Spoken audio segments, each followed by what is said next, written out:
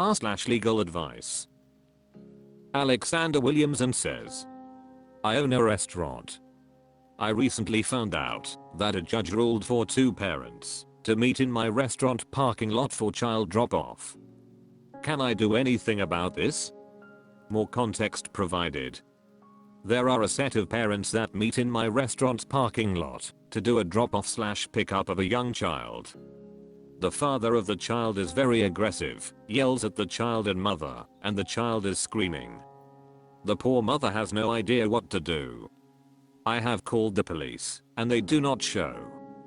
I confronted the mother and asked her to do this somewhere else, like a police station, since it is so volatile, but she said, and had documentation, that a county judge ordered them to meet at my restaurant if they couldn't agree on a mutual spot. The father is very aggressive and I'm concerned for the mom and daughter safety. My restaurant has no security. I don't want to further put strain on the mother and daughter either. The father is clearly aggressive. I'm a large person who is a CI's male, and I have a diverse crew of CI's men/women, trans men/women, and non-binary folks that could probably take him, but I can't put my crew in danger. TL/DR. Judge orders custody agreement with drop-off of the child at a restaurant I own. Father causes a fight every time. Police do nothing when I call. No security. What can I do without endangering the mom and child? Scoobings says, could you trespass the father and force him to go back, to modify the order, to find a new meeting place? At a minimum it should get him off your property. Midaka Ted Hippie 420 says, this now, once the judge finds out this meeting place is invalid because the father was trespassed for being aggressive during the meeting, I have a feeling the only meeting place from then on will be a police station. Pinoculus says, this is the actual answer. OP is not a party to this custody agreement and has no obligation to facilitate it. Just trespass the man and then call the cops every time he shows up. Don't even mention the custody stuff to the police when making the call. Just tell them that a man who has been previously trespassed is on your property and is being belligerent. Let the couple deal with making a new custody arrangement through the courts. OP doesn't need to have any involvement in that. Nanabanga Fafana says, now, but 20 plus years as a court clerk.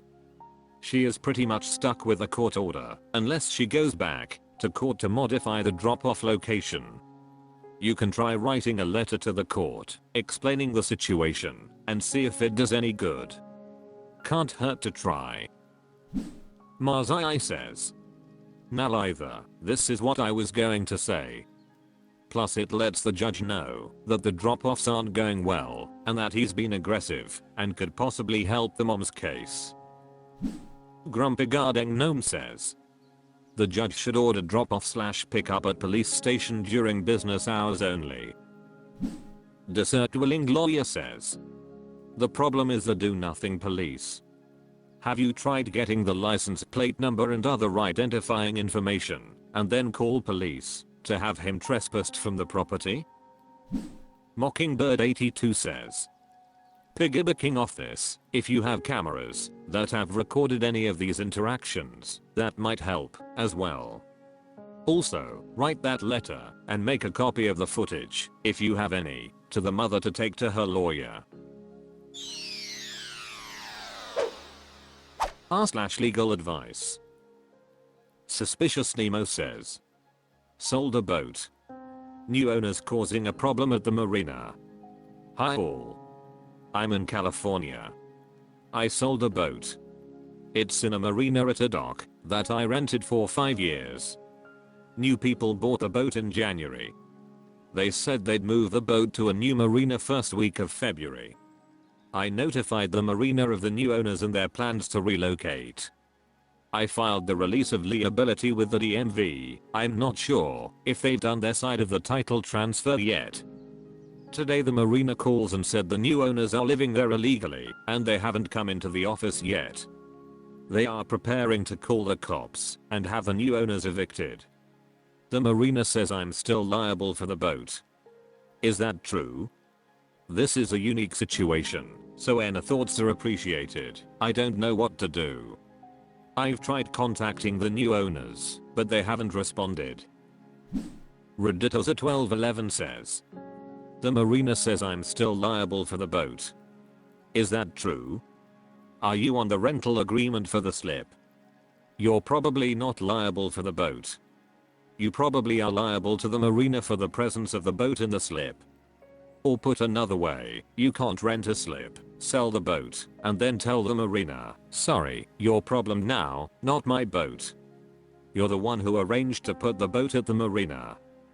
And this principle, that you're responsible, because you rented the slip, would remain true, even if you never rowed the boat.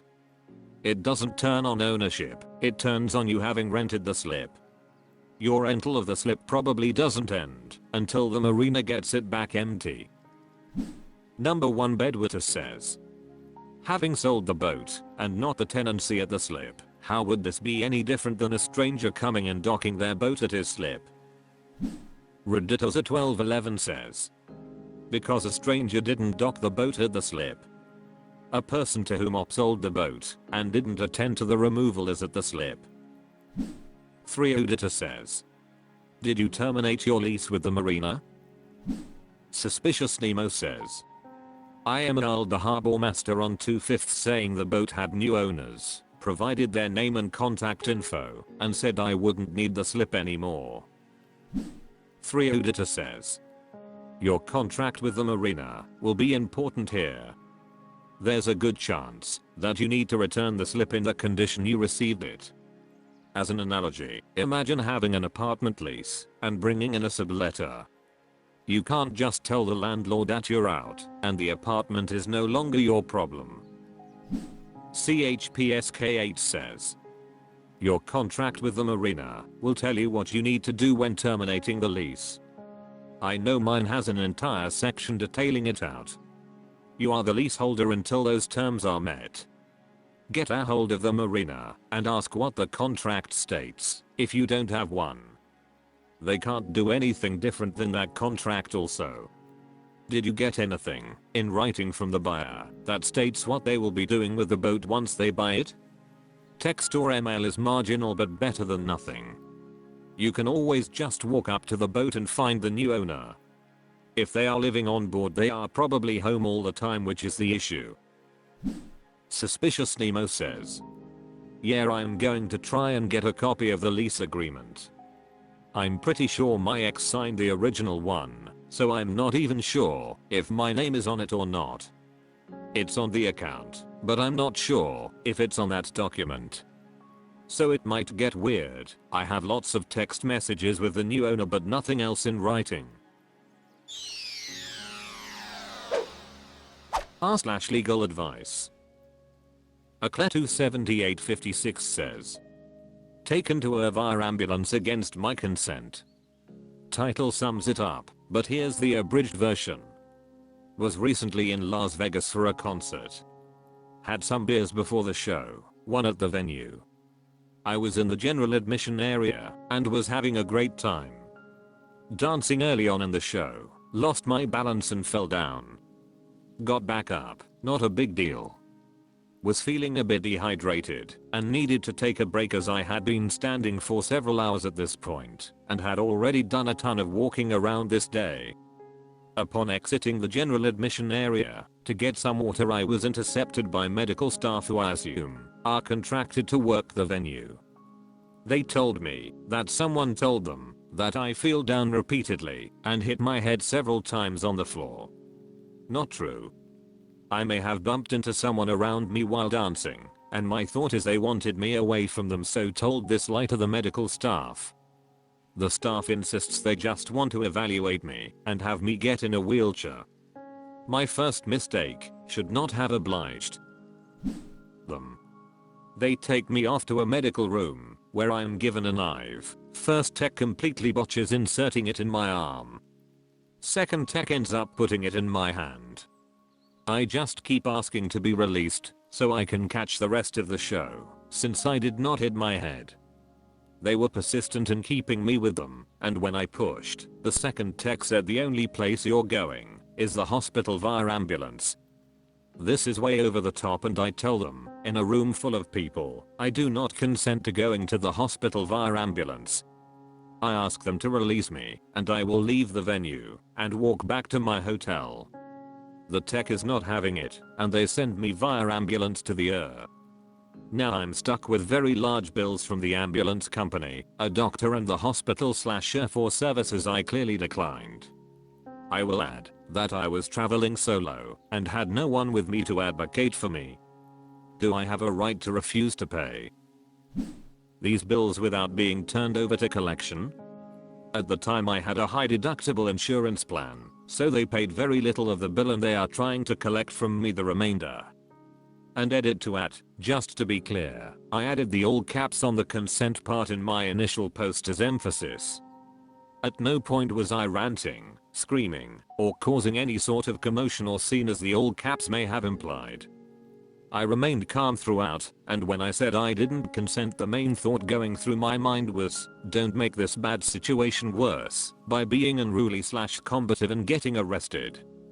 They asked me a series of questions. Where are you? What year is it? Who is the president? etc. All of which I answered correctly.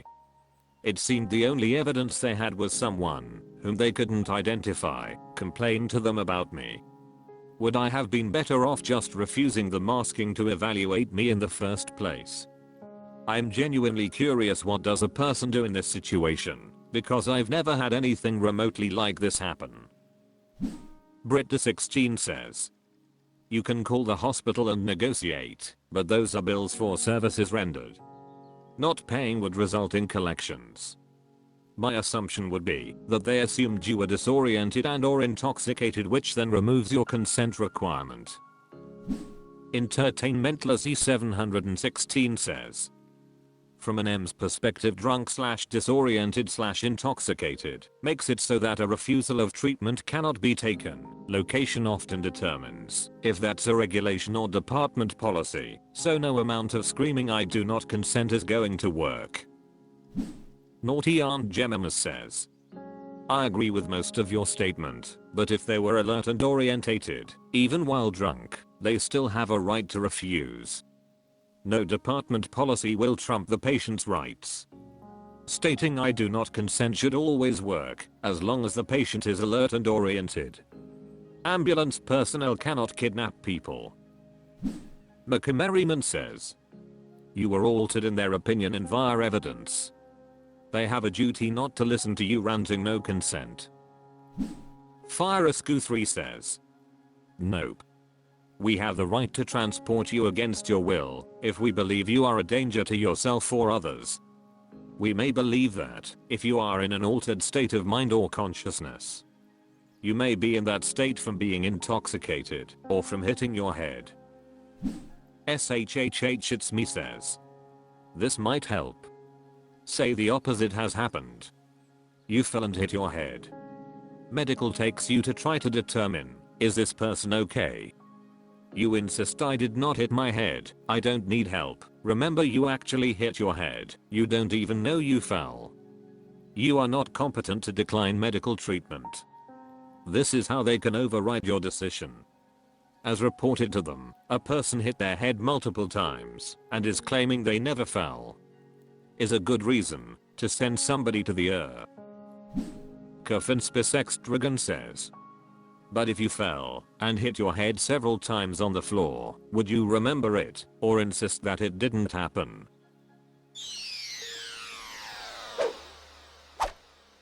That's all for this video. Thank you for watching. Please subscribe.